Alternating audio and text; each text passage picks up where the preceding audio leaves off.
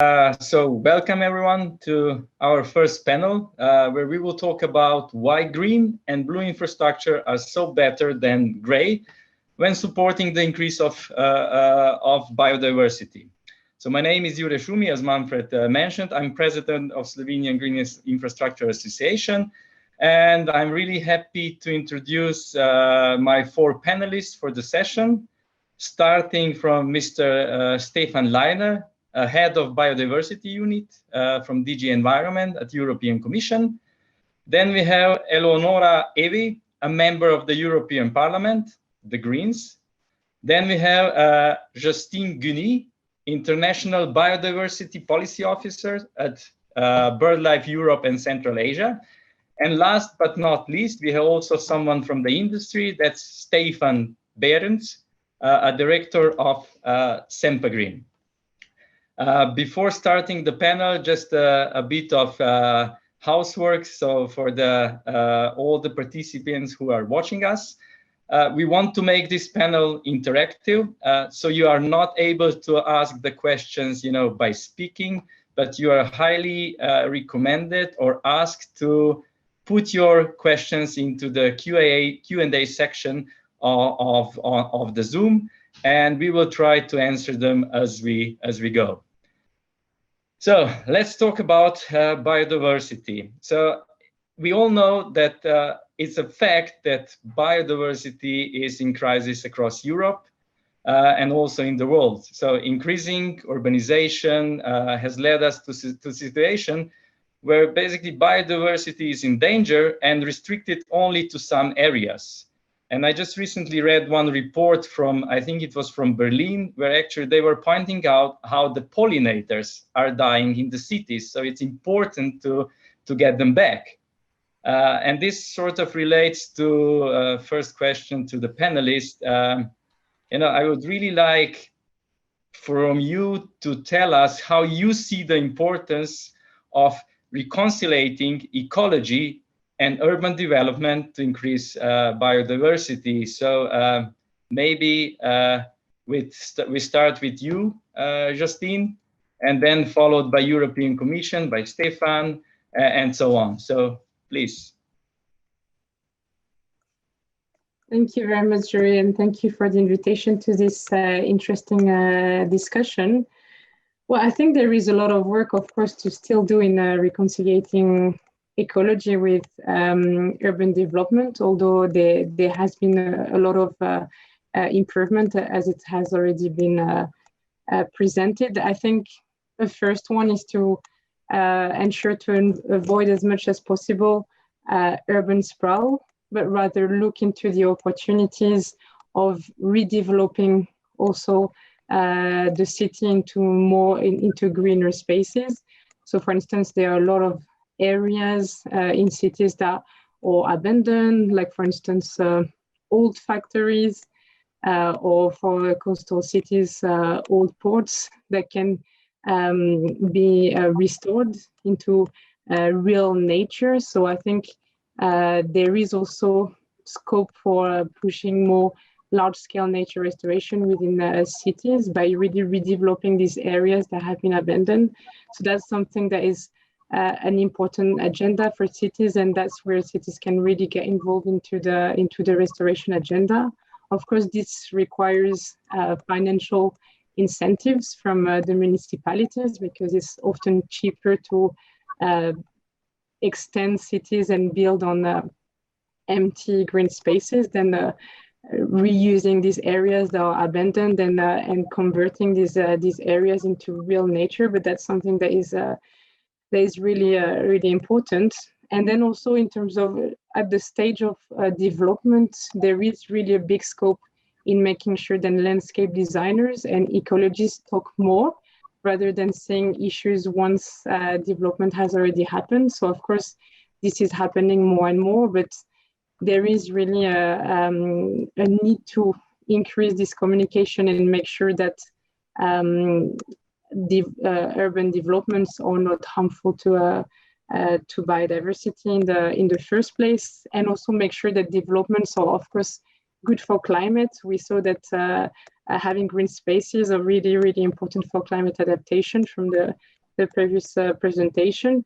But it's also important that there is a focus on biodiversity as well, and these two can work together. For instance, we know that it's better for solar panel to have to be on a green roof because it helps regulate the temperature of the roof. So that shows, for instance, that these kind of installations that are good for climate also need green infrastructures on the to be conciliated with this. And then, of course, what's really important is to ensure that there is a set of criteria that is already that is respected by developers, that is looked at and respected by them when they develop infrastructures, to make sure that this respects biodiversity. For instance, in Germany, they developed the urban greening factor that I think has been also taken up by the City of London. That is, for instance, an important reference with interesting indicators for developers to follow, and then make sure that in the first place we have infrastructures that that foster more biodiversity. Okay, great opening, Justine. So let's go now to Stefan to see what European Commission is thinking about biodiversity. You're on mute still, Stefan. Am I now? Do you hear me? Good. Perfect. I must have double-clicked the mute button. Apologies for that. And also from my side, big thank you for the invitation to take part in this important Green Infrastructure Day. In fact, I mean, as was said by previous speakers, I think we really are in a triple crisis at the moment, where we have the climate crisis everybody knows about, but we also have obviously the health and pandemic crisis, which is both a health and an economic crisis. And this is less known by many people. We also have a biodiversity crisis. As the Intergovernmental Panel on Biodiversity and Ecosystem Services Global Assessment demonstrated, if we don't change course and really do a transformative change quickly, we will potentially lose over 1 million species.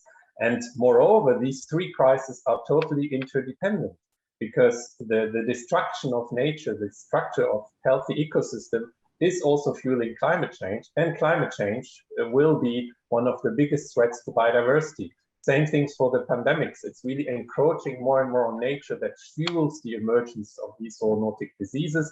And all of us who have been in a lockdown have seen how important nature is for our physical and mental health, and also for our ability to resist and be resilient and recover from such crises. So we really need to move away from what we have been doing in the past, including through urban development, by doing this in a way that was destroying nature and building more and more gray and destroying rivers, destroying natural areas, towards using urban development as part of the solution, investing in what we call nature-based solutions in order to address those three crises. And part of this nature-based solutions is the deployment of green infrastructure in urban areas, is having more pollinator-friendly areas in urban areas. And this is also an essential part of our EU biodiversity strategy for 2030 that was adopted more or less a year ago, which has a very strong, I mean, the overall objective is to put European nature on a path to recovery for the benefits of people, the planet, nature, and also climate and our economy, because more and more people, including the World Economic Forum, also demonstrated that more than half of the world's GDP is directly dependent from healthy nature. And part of or at the heart of our strategy is the EU Nature Restoration Plan, which includes also the call for cities to increase their urban green areas as part of the Nature Restoration Plan. There is an urban chapter, and the deployment of green infrastructure, having urban greening plans that also are integrated in the overall city planning. This is really part of the solution we are asking everybody to invest more into. And in the recently adopted adaptation strategy for adapting to climate change, also there is a very strong emphasis on nature-based solutions. So this is a top priority for the European Union, for the European Commission, and I look forward to discuss this further with all of you. Okay, thank you, Stefan. A lot of good points. So let's move now to the Greens and to the European Parliament. So Eleonora, please, what is your view on that?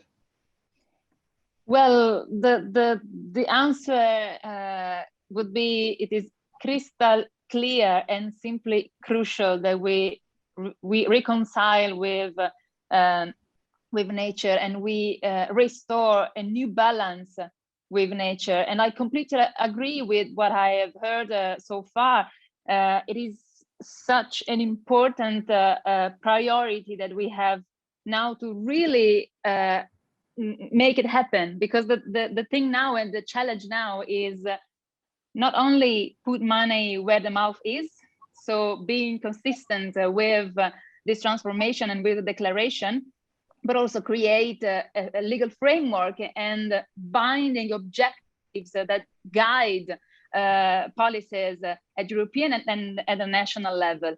I guess these two things are crucial to be done properly in the very next coming months, in order to be consistent and to be coherent with what we are saying, and giving a reply and a response to the many citizens that are asking European institutions to change their way of making policies.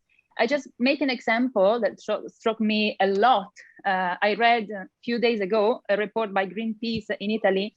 In Lombardy, more than 10 million bees have disappeared in the last year.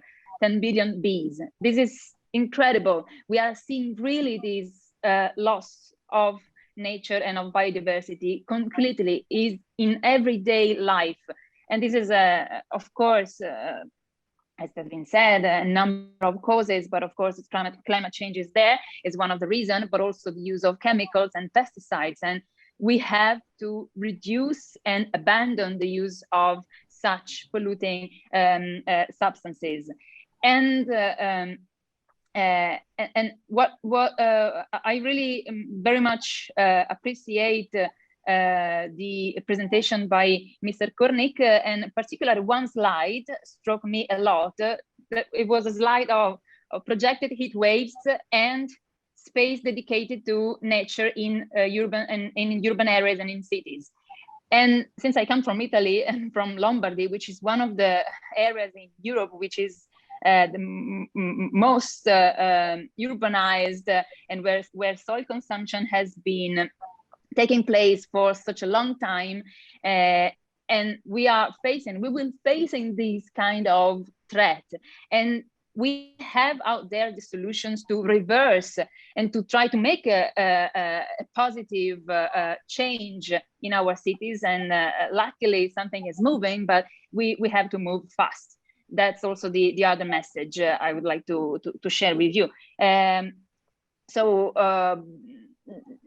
Just to conclude, I also want to say that not only we have to reconcile with nature, and not only we have to make all these efforts here in Europe, in our house, in our home, but we have to make sure that also our patterns of production and consumptions in particular will not affect the worsening of the condition of biodiversity elsewhere on the planet, in particular by signing such agreements like the EU-Mercosur, which is driving deforestation in Brazil and Argentina and other countries of the South America, would not be the reply, in my opinion. So we have to take care about also our responsibilities as Europeans. As we Europeans, we cause the 10% of deforestation globally with our consumptions. So this is something that have to take into account if we want, again, to be coherent and consistent to what we are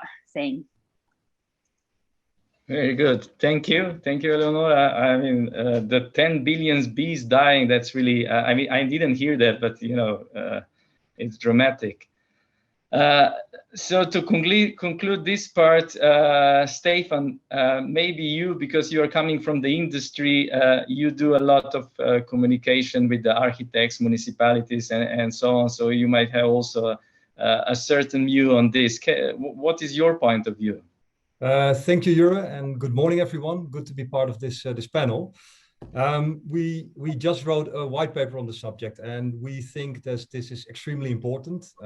We've all seen the horrific effects of the current pandemic on society, and behind it is looming an even larger threat, which is the loss of biodiversity. I would like to share a telling quote, which is attributed to Einstein, and in any case underpins the urgency of this matter. It goes as follows. If the bee disappeared off the surface of the globe, then man would only have 4 years of life left. No more bees, no more pollination, no more plants, no more animals, no more man. And this sounds terrifying, of course. Life is interconnected, and when one part is missing, it creates a domino effect. So it affects food production, ecosystems can collapse. It could lead to scarcity of oxygen and clean drinking water, which could potentially lead to conflicts. These are obviously very dark scenarios that we want to avoid. The biggest causes are urbanization, like area loss and fragmentation, and also pollution and climate change. The thing is that people are the problem and people are also the solution. So we need to make cities more green. And actually this has a lot of advantages. So firstly, there's the regulating role. So it leads to cleaner air, dust collection, cooling to prevent urban heating, rainwater detention. Secondly, there's a social role. So it leads to better well-being of people. Cities become more attractive to live in. And lastly, there's an economic role. So the value of your property increases, and there's a greater willingness to invest. So this can actually be a creator of jobs. So all in all, it's an extremely important subject, and obviously green roofs and walls can help to accomplish this. And I will touch on this in a later stage of this panel. Okay, thank you. Well, a lot of interesting topics that were pointed out. So definitely we need somehow to revitalize the situation as it is now and make it much better. I mean, we know that urban green infrastructure, namely green roofs and walls, can provide natural habitats for a variety of species. And going back to this 10 billion bees dying, maybe just to point out that 2 years ago, as we had a bit of discussion with people from EU Pollinator Initiative and with our National Institute in Slovenia, where I come from. We actually did a study on how implementation of green roofs and green walls could actually build up the network for the bees and pollinators to thrive.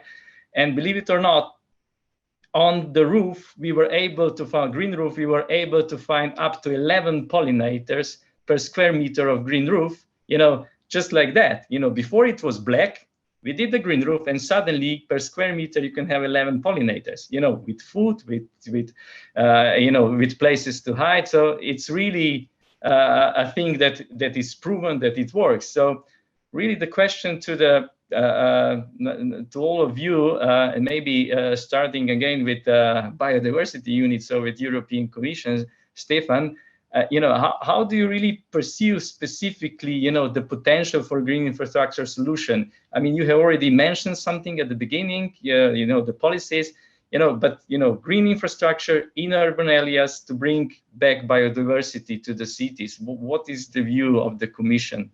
How we can implement? Thank you. And first of all, thank you for mentioning the EU Pollinators Initiative. Actually, today, we are publishing a report in which we say everything that has been done in implementing the EU Pollinators Initiative, but also highlighting that we are now starting, as announced in the strategy, a revision of this initiative. So there will be a series of workshops, of events, also under the Slovenian presidency, because we know this topic is very important for Slovenia in order to prepare for improving the strategy next year, because indeed also in urban areas a lot can be done in order to increase the health of our declining pollinator populations. I would say that there is a huge potential really to have more green and more nature in urban areas. And we have been working on this for quite a long time already. In the last strategy, we developed a green infrastructure strategy in which we have also outlined a lot of possibilities.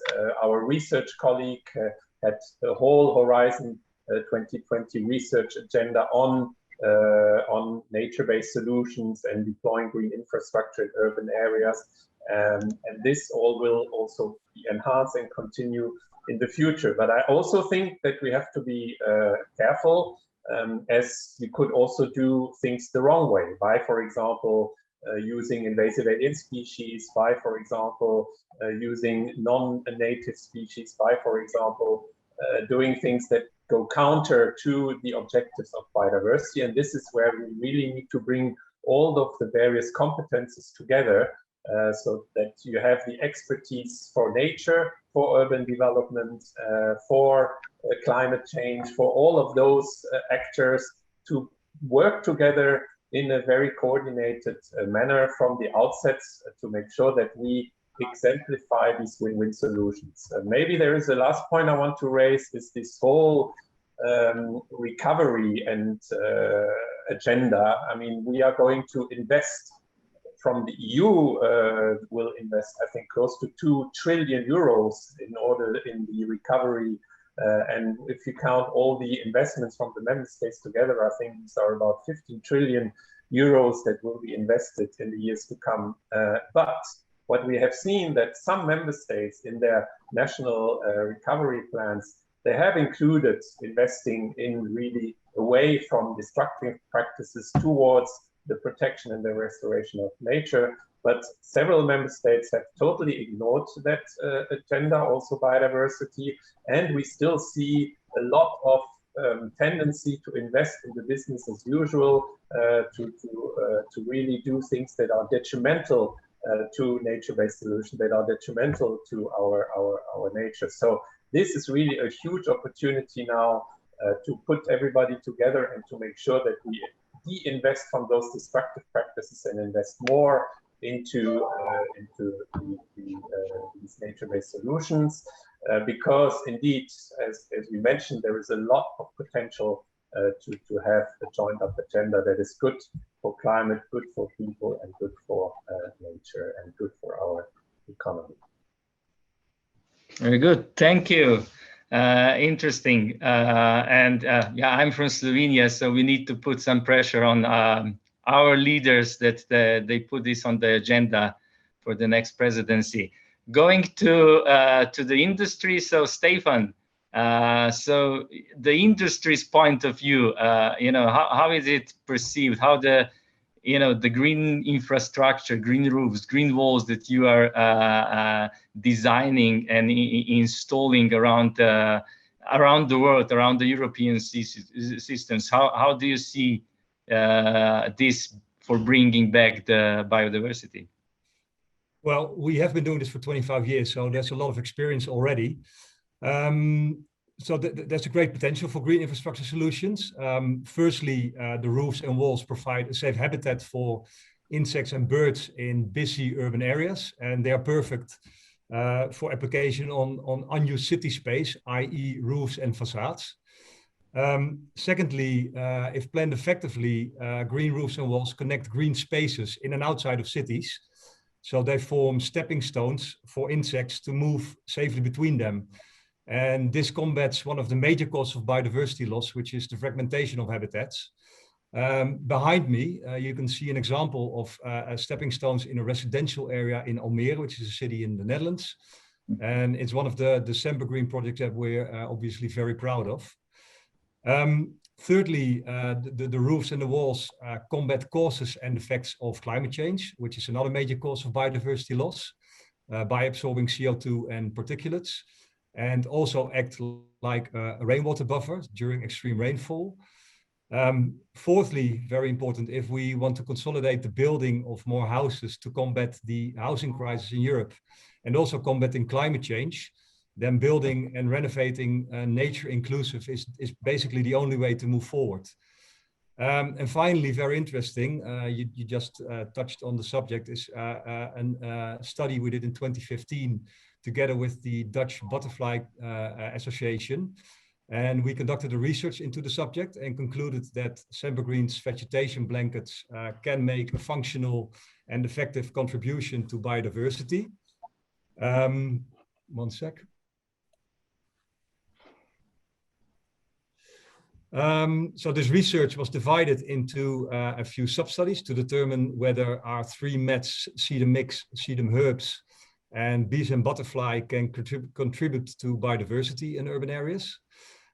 We focused on butterflies and bees and hoverflies because these insects are indicators of the quality of nature in a given area. And all of these insects have been seen drinking nectar on our roof, and we're also able to reproduce successfully in the vicinity as well. So that's a great result. In a period of 13 days, we observed over 30 types of butterflies, including a few rare ones as well. We saw 4 types of wild bees. We saw 7 types of hoverflies. So it does add a lot of value. And so in intensively exploited urban areas, a green roof with herbal and floral vegetation offers butterflies, bees, and hoverflies food and also good reproductive environments that otherwise wouldn't be found in the vicinity. And it also can create stepping stones for mobile species on their way to other areas. Obviously, this is an opportunity that we're seizing at Sempergreen, and we're selling more and more of these biodiversity stimulating types of mets on a daily basis. Yeah, thank you, Stefan. We talked about now a lot on pollinators, bees and butterflies, but maybe let's go now to Justine, because you look at the birds, right? So how do you perceive green infrastructure, in the cities to bring back the birds, or your perspective? Yeah, well, I think of course everything is interconnected. So we look at the health of nature to then look at the birds. Everything is interconnected, of course. So I think, of course, as it was mentioned, green roofs are a perfect example of what can really help bring back biodiversity and help common species remain common, including for common species of birds. And this is by enhancing biodiversity and connectivity, and therefore enhancing populations of invertebrates, insects, etc., which are really helpful, of course, for bird population. And of course, connectivity. The lack of connectivity is also one of the largest cause of biodiversity loss, and very impactful for birds as well. So these are really important, also important for the sustainable draining system, of course, as it was mentioned.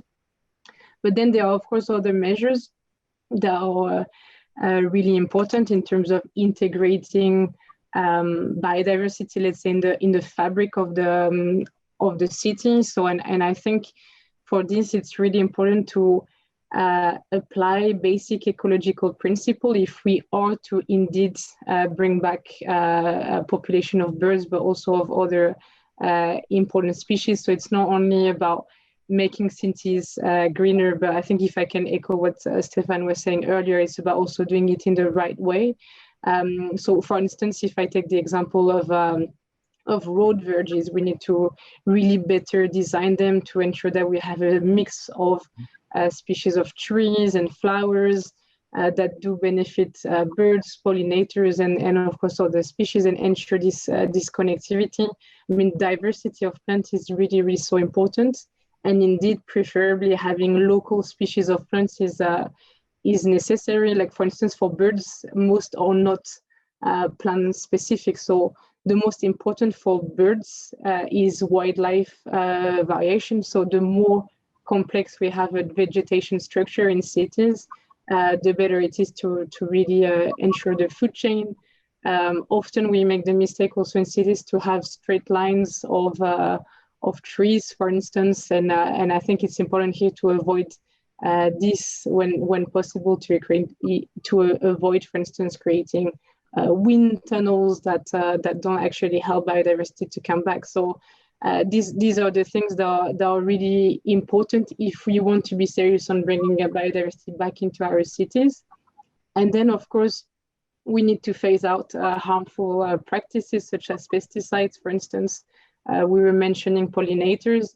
Often a mistake that is done, which it's actually a really good community project, but for biodiversity, for instance, setting up beehives on roofs is a good community project, but it's more in favor of domestic bees, but not so much in favor of wild bees. And there are many studies that show that then wild bees and domestic bees compete with each other.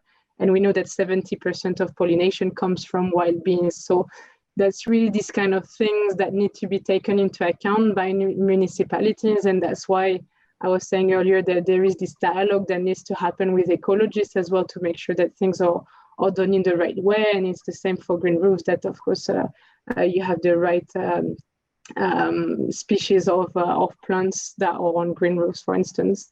And then you have some easy tweaks that can make a big difference. So for instance, removing cavities from building is really harmful because that's where a lot of species like swifts or starlings nest in cities. And we know that, for instance, the number of swifts in cities is in free fall. So it's really important, for instance, to make sure in urban planning that you keep these cavities in building. It doesn't make much change, but that's a really important change. So it's essentially, what's really important to remember is that compared to, for instance, a salt marsh, biodiversity in the urban area is very poor. And we really can't afford to make a mistake when we try to put in place these measures. And so, for instance, there is this commitment in the biodiversity strategy to have cities to adopt these urban greening plans. So we need to make sure that these plans are really in line with ecological principles and that they don't end up being counterproductive according to what's actually needed for biodiversity in the cities themselves. Okay, thank you. Oh, I loved your comparison or comment, wild bees versus the domesticated bees. And when we did the study, which I mentioned, and I posted the link to the study, actually we had a lot of wild bees coming to the roof and not so many, domestic one. So this was really a positive thing, also pointed out by people from the National Institute. Okay, last one to this question is, it's Eleonora. So what is the perspective of the Greens, your perspective, and from the Parliament, in terms of green infrastructure in the cities to bring back biodiversity?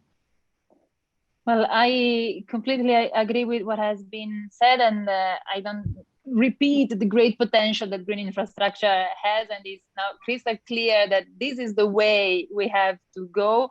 Not only green roofs and walls that can help in many different ways to reconcile with biodiversity, as has been said, but also all the other measures that have been mentioned before, halting the land consumption and urbanization, reusing and recovering abandoned areas, and depaving pavements. So this could also be something that will bring a lot of benefits, creating ecological corridors. So all these measures can be used.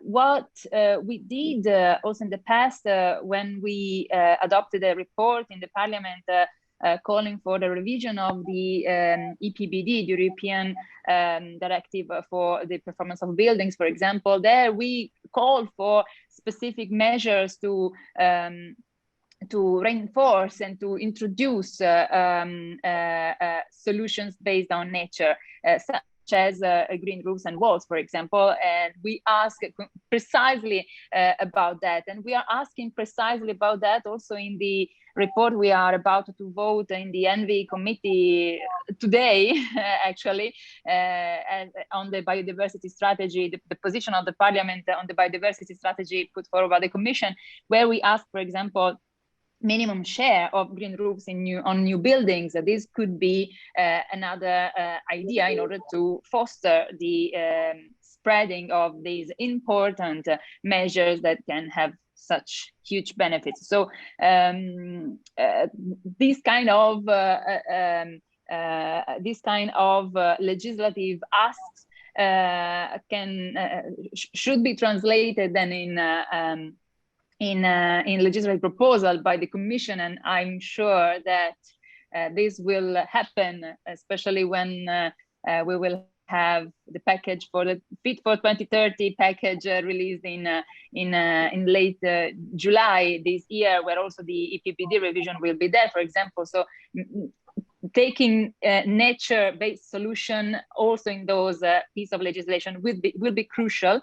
And last but not least, I agree also with the Commission, with Mr. Leiner, that now also would be crucial to check how the money of the Recovery and Resilience Facility will be spent by member states. This will be really an important task to be done at the moment. We in the Parliament, we are moving, we don't have a huge margin of maneuver, unfortunately, because we as Parliament have been a little bit cut out by the process, but we will be we will be making the scrutiny of all the 27 national plans, and pointing out all those inconsistencies and those incoherences that cannot be accepted.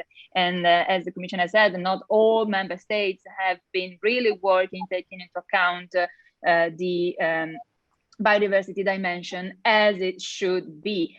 So the next weeks will be very important in order to then reorient, and I hope that then the Commission will be will have a proper assessment, an in-depth assessment for all those 27 national plans, and we will have to make sure that biodiversity dimension will be considered as it has to be.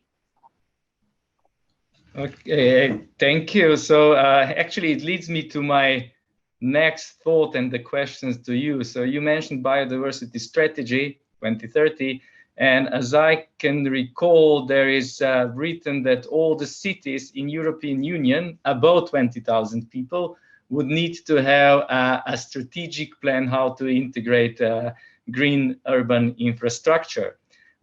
So the question, what I'm thinking, how can we ensure the follow-up to that strategy?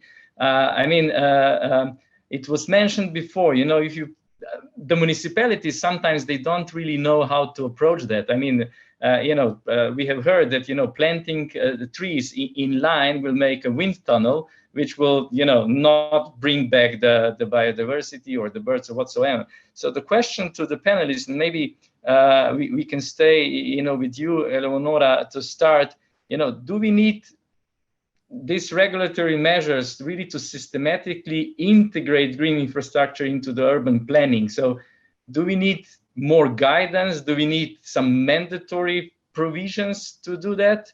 And next to the biodiversity strategy, are there others? You mentioned EPBD, but some others strategies or regulations that we need to implement.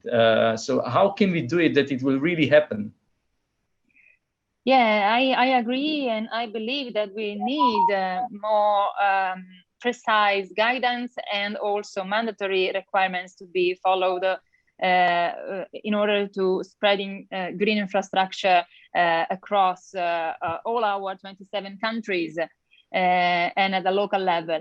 I guess that I'm convinced that the biodiversity strategy is an excellent starting point and represent really a crucial dimension of the European Green Deal.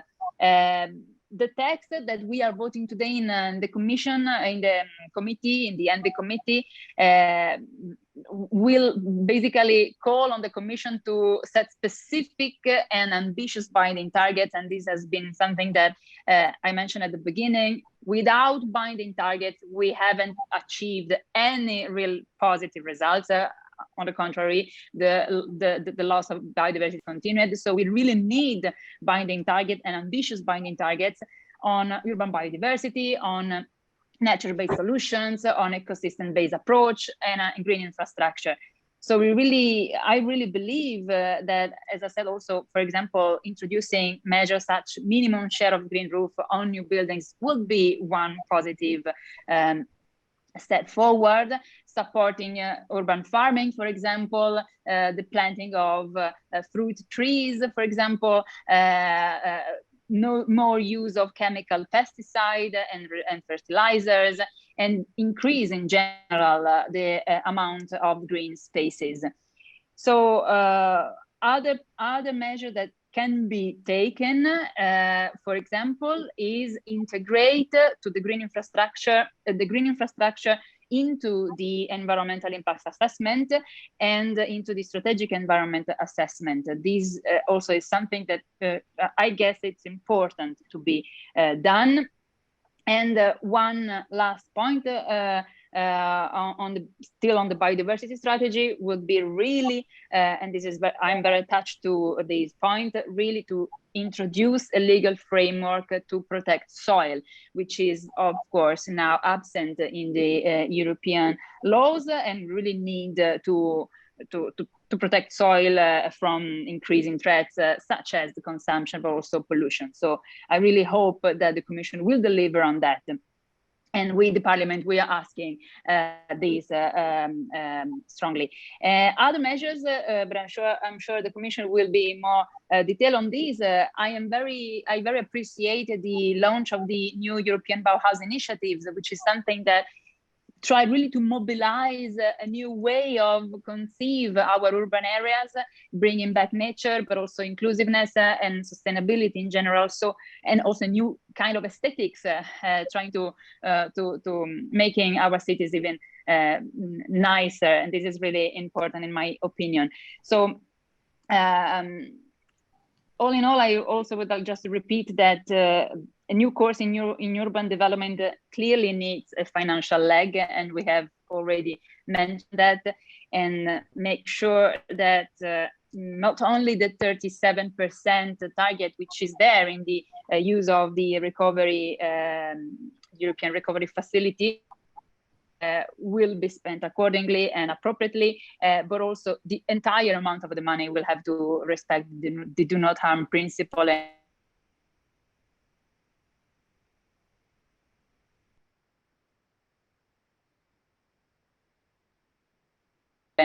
and making sure that, basically making sure that attention to biodiversity will not remain merely on paper, but really will be concretely done in real life.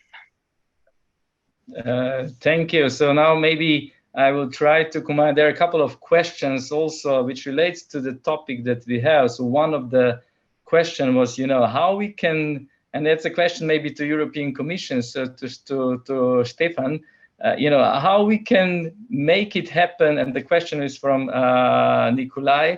And the question was, how we can see a quicker implementation of green infrastructure, to really not to wait additional 1, 2, 3 years, but what we need to do in terms of the legislation to make it happen now, how we can increase the pace.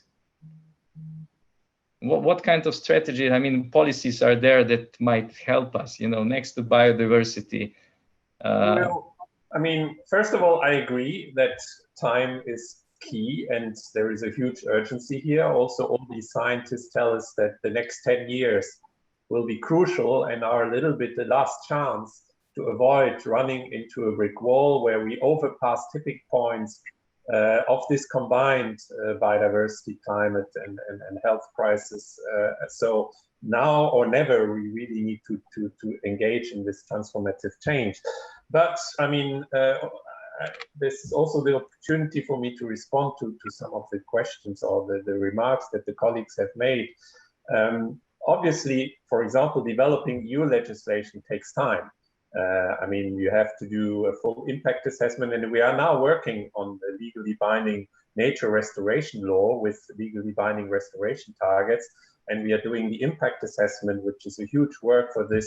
And we also consider in that process to have legally binding targets addressing urban greening areas, for example. So we are already responding, although the Parliament report is not there yet, but we have seen some drafts, so into what the Parliament might ask us to do. But we will obviously at the end decide on what will be those legally binding targets based on the impact assessment. And then there is a Commission proposal, then there is a co-decision process. So please do not wait for EU legislation to start acting now. This is one of my messages. EU legislation will add value, but we need to act now. And I want to pay tribute to actually my colleagues on this panel, because they represent the actors that make things happen. I think the political represented by Eleonora, and it's really also thanks to the Parliament and to its support that we managed to get biodiversity, nature so high on the EU political agenda. And it's also thanks to them that we have a decision now to not only spend 30% of the EU budget for climate, but also to spend by 2027, 10% of the EU budget, the MFF, for biodiversity. So we need that continued support from the political side. But I can tell you that never has biodiversity been so high on the political agenda since I work in the European Commission, and that's a while ago. So the political frame is there with the European Green Deal, that's for sure. But we also need people that act on the ground, and I think Justine represents all those that work to protect nature on the ground, and also help us, reminding us that we need to stick to what we promise, and people like Stefan, who really are doing tremendous progress, because it's the people working really in the cities that will make the difference. Now, I also think there are good examples, and Justine mentioned, for example, the issue of nesting places for swifts and others, and there is a real risk there, because we will have a huge renovation wave. There will be huge investments into renovating buildings, making them more isolated. And we need to make sure that those who are the architects, the landscape planners, all of those that are involved in those activities, they think right away from the outset also on the nature, on the biodiversity aspects of it, so as to make sure that when doing so, you still create the nesting capabilities for swifts, for other birds that are nesting in houses, around houses. So that's very important as well. So I think this cooperation really on the local level is key. Then there was the call for legally binding soil. Well, we will develop a soil strategy. We are working on it, and it will be published soon. So I cannot tell you yet what we will announce in there. So this is certainly a discussion. It was, I mean, you know that there was a Commission proposal many years ago, and it was actually the co-legislators that never decided on it and then we had to retrieve our proposal because there was no decision. So the Commission has tried. We have to see if the time is right to try again, but there are still discussions happening also within the Commission on this topic. And thank you also for mentioning the Bauhaus, which I also believe is really a very new way of doing things by promoting collaboration, bottom-up cooperation, creativity, of combining culture with environment, climate, etc. So I really think this is also a very interesting initiative where I invite everybody to engage into. But at the end, Europe will not decide and cannot control and cannot and should not really, I would say, legislate on everything. At the end, it will be for the local level decision makers to take their decisions and to decide on what to do with their own cities. And this is not for us to tell them this. And every individual citizen can also decide not to use pesticides anymore in their garden, to rather than using exotic species to really that are even maybe invasive, to really create the habitats and the places that are good for pollinators, and that are good for birds, and that are good for biodiversity. So every individual, also in the way we consume things, to really choose locally produced products, organic products, etc. All of that are things that all of us can do right now without waiting for the EU to become active. So a lot of things going on. That's really good to hear. And when you mentioned the new European Bauhaus, I think there was clearly mentioned in the last sessions related to creation of this new city that, you know, we need to really embed green into all our buildings. So this was really one of the key points of the at the beginning now.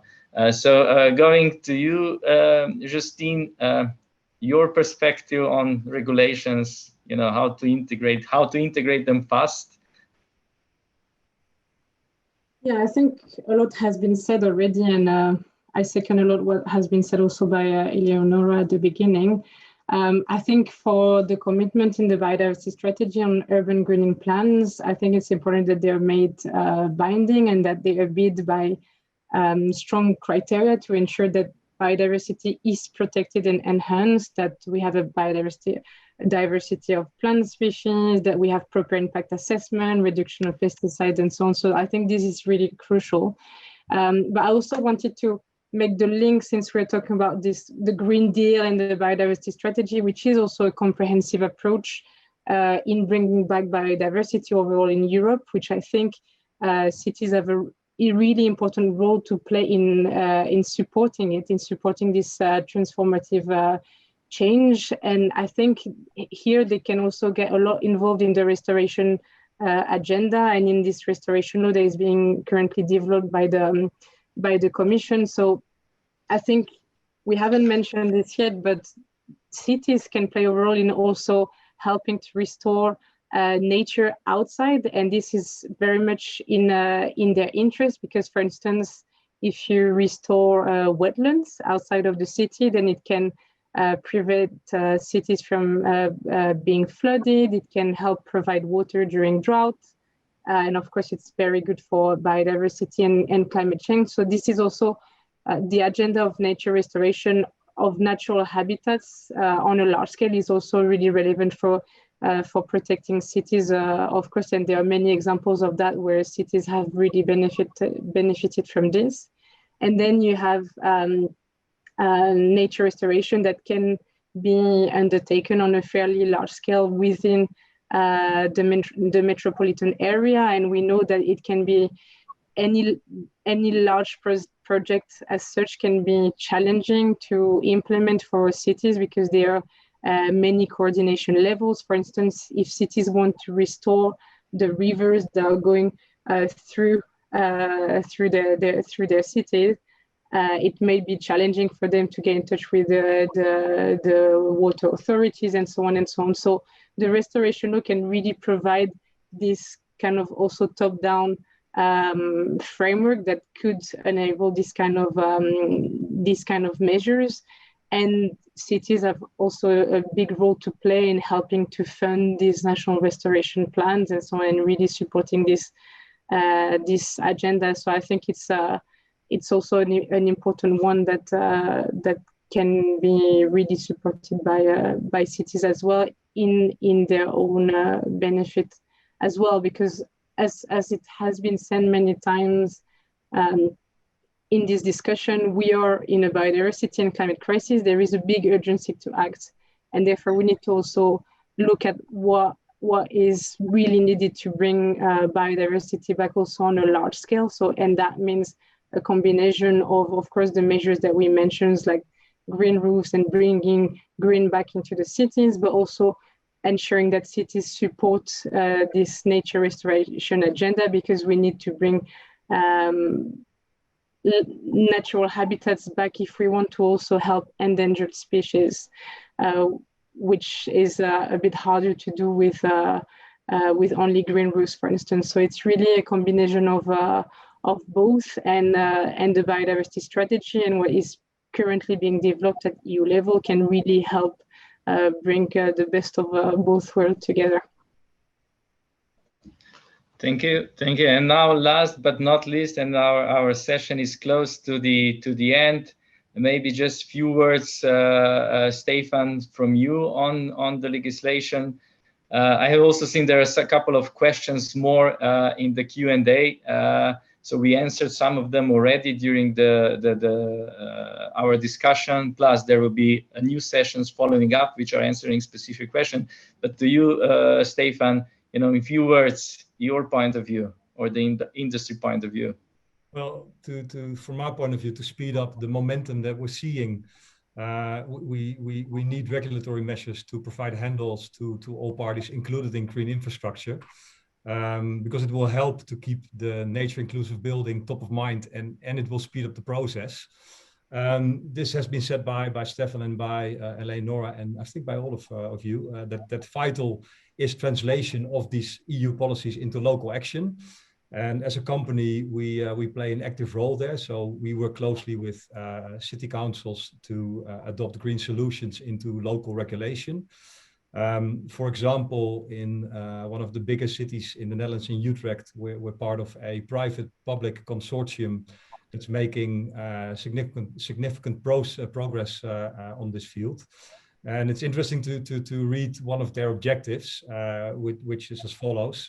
Green-blue structures and the local biodiversity are enhanced through its guiding principle in applying climate-adaptive measures, that nature-inclusive solutions are always preferred over grey solutions, green unless.